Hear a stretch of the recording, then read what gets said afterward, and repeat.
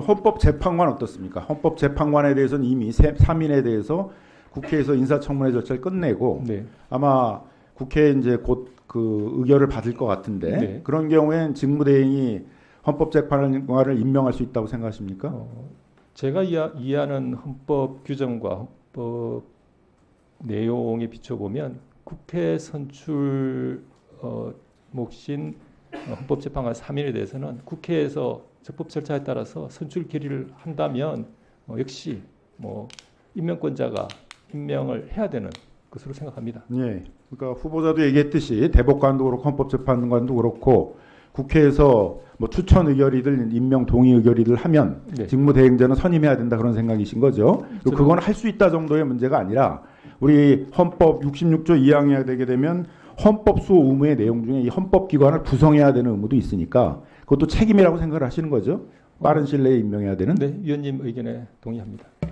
미디어 오늘 지금 후보자께서는 국가적 혼란식 이렇게 추상적으로 얘기했는데 아주 구체적으로 보게 되면은 뭐 여러 가지 혼란적인 상황이 있어요. 특히 외국인들이 우리 그 대한민국의 이 정치적 상황에 대한 좀 불신이 생기다 보니까 특히 자본이 외부로 많이 빠져나가면서 환율이 지금 1,450원대에 있는데 1,450원이면은 IMF 때하고 2008년 금융위기 때하고 레고랜드 사태라고 그래서 굉장히 경제 위기 상황 때만 있었던 현상이에요. 근데 이게 지금 굉장히 장기화되고 있어요.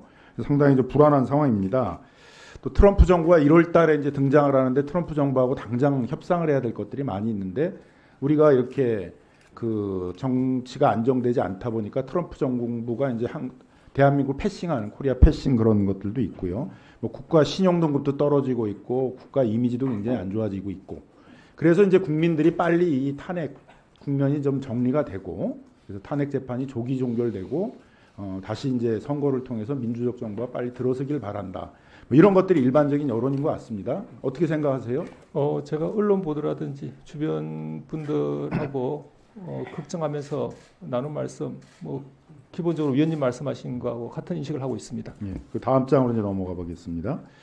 그래서 이제 이 탄핵 절차를 갖다가 빠르게 진행하는 것들이 그 사법부의 중요한 이제 사명이라고 저는 생각을 합니다.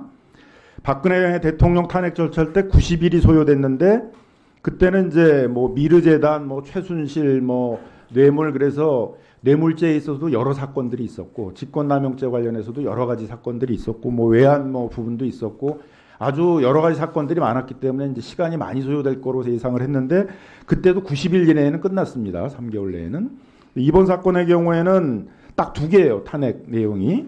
그 12.3 개헌과 이제 내란죄 두 가지만 이제 다루게 되어 있는데 뭐 이런 걸 본다면은 보통 그 재판을 진행하신 경험상 보게 되게 되면 이 두 가지 쟁점에 대해서만 한다고 보게 되면 집중 심리를 하면은 90일보다 훨씬 좀 적은 기간 내에 종료할 수 있다 이렇게 예상할 수 있는 것이죠. 제가 일반적으로 예상하기는 좀 어렵습니다.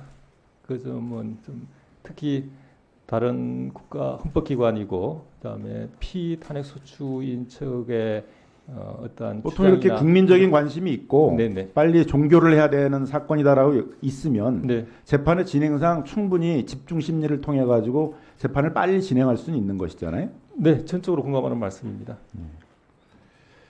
근데 이제 문제가 되는 거는 이제 이 윤석열 대통령이 노골적으로 이제 4월 18일이 되게 되면 2명의 헌법재판관이 이제 임기가 종료되는데 그때를 넘기기만 하게 되면 이제 현재의 6명에서 2명이 빠지면 이제 더 이상 진행이 어렵게 되니까 시간을 질질 끌면서 이제 4월을 넘기려 한다. 이제 이런 어떤 이제 예상이 되고 있어요. 거기다 또 한독수 직무대행도 또 약간은 동조를 해가지고 헌법재판관 3명을 빨리 지명해야 되는데 시간 끌기를 좀 하고 있습니다. 이러다 보니까 더욱더 이제 국정이 혼란스러운 상황이고 국가적인 이미지나 신뢰가 떨어지는 그런 상황인 것 같습니다. 그리고 다음 장을 좀 넘겨줘 보세요. 그래서 이제 물어보도록 하겠습니다. 이제 후보자도 마찬가지인데 국회가 이제 대법관에 대해서 임명 동의를 하게 되면 그걸로 끝나는 게 아니라 그 대통령이 임명을 해야 되잖아요. 그렇습니다. 지금은 이제 직무대행이 임명을 해야 됩니다. 근데 이거에 대해서 논란이 있어요. 후보자께서는 어떻게 생각하시나요? 지금 우리 국회에서 후보자에 대해서 임명 동의를 하게 되면 직무대행자가 임명할 수 있다라고 생각하십니까? 제가 서면 답변에서도 상세히 말씀드린 바와 같이 결론적으로 저는 임명할 수 있다. 예, 이렇게 근거는 생각하고 뭡니까? 있습니다. 논거는?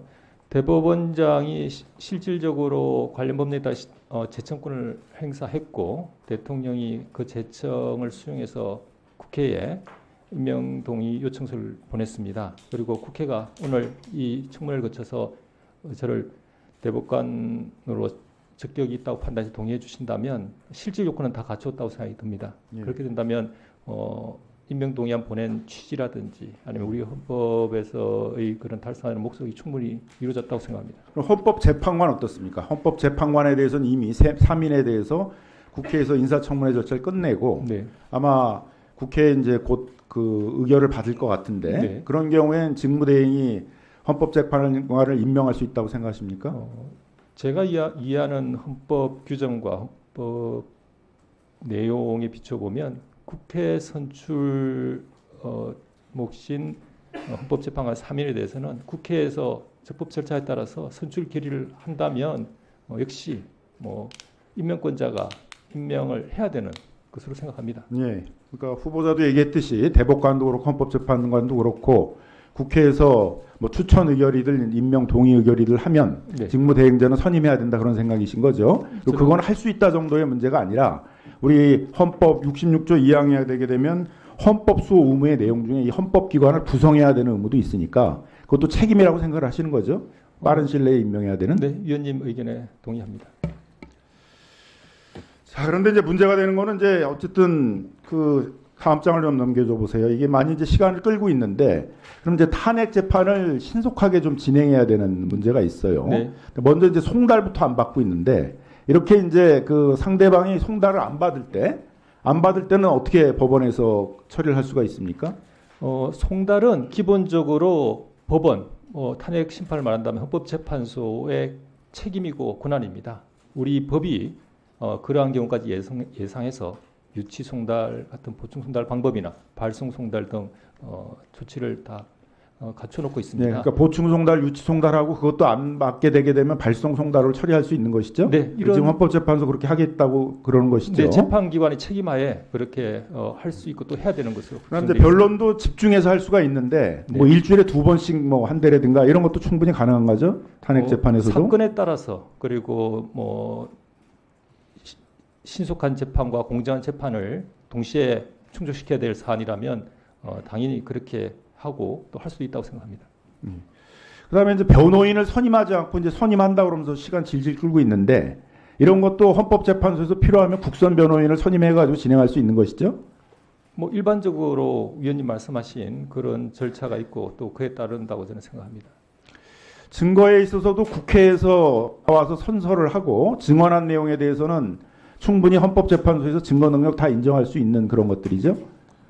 기본적으로 말씀하신 내용들은 공문서 형태고 또 진술의 하게 된 경위나 절차 같은 것이 엄정하기 때문에 말씀하신 것과 같이 처리할 수 있을 것 같습니다. 예, 그래서 이미 국회에서 이제 우리 국방위원회라든가 또 뭐 법사위원회라든가 뭐 그 행정위원회라든가 행정안전위원회라든가 이런 데서 이미 이제 주요 그 내란에 종사했던 분들이 나와가지고 대통령이 뭐 국회의원들을 그 국회에서 끌어내라 뭐 이렇게 얘기도 했고 체포조를 만들라 이런 얘기도 했다 그러고 이런 이제 증언들을 다 했어요. 이런 증언들은 헌법재판소에서도 다 증거로 인정될 수 있는 것들이죠. 위원님 말씀하신 게 기본적으로 저는 동의합니다. 다만 그 부분은 아마 법률상으로는 증거 능력이고 그 내용을 그대로 믿느냐 신빙성의 문제는 그러니까 신빙성의 문제는 뭐 둘째인데 어쨌든 다 증거로서 사용할 수 있는 것들이잖아요. 저는 그렇게 위원님 말씀에 공감합니다. 자, 그래서 이제 계엄에 대해서 한번 좀 물어보겠습니다. 네. 12.3 계엄에 대해서 12.3 계엄이 전시 또는 사변에 준할 때 이제 하는 것들인데 대통령은 야당이 이제 뭐 예산을 삭감하고 뭐 탄핵 절차 같은 것들을 뭐 많이 진행을 했고 입법 폭주다 뭐 이런 걸로 이제 계엄을 선포했다고 그러는데 이건 계엄의 요건이 안 되는 것이죠? 어떻게 생각하십니까? 지금 구체적 사안이고 현안이기 때문에 그 재판을 담당할 후보자 입장에서는 명확한 답변을 드리기 어려운 점은 양해해 주셔야 믿습니다. 다만 그 요건이 소위 말하는 포섭이 쉽게 되는 명확한 그 요건에 맞는지 그렇게 쉽게 판단할 수 없는 아니 그 대통령이 일단 같습니다. 주장하는 걸 갖고 판단해 보세요. 그러니까 야당이 폭주를 했기 때문에 그게 계엄을 할 수 있는 요건이다가 되는지. 단순히 그 부분 가지고는 뭐 쉽게 그렇게 생각하기는 어려울 것 같습니다. 그렇죠. 전시 사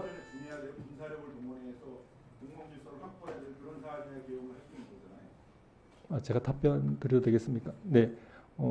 제가 다시 말씀드리지만 일반적으로 우리가 쉽게 예상할 수 있는 그런 헌법이 예정했던 전시 사변 또는 이에 준하는 사안으로 쉽게 생각되지는 않는 경우입니다.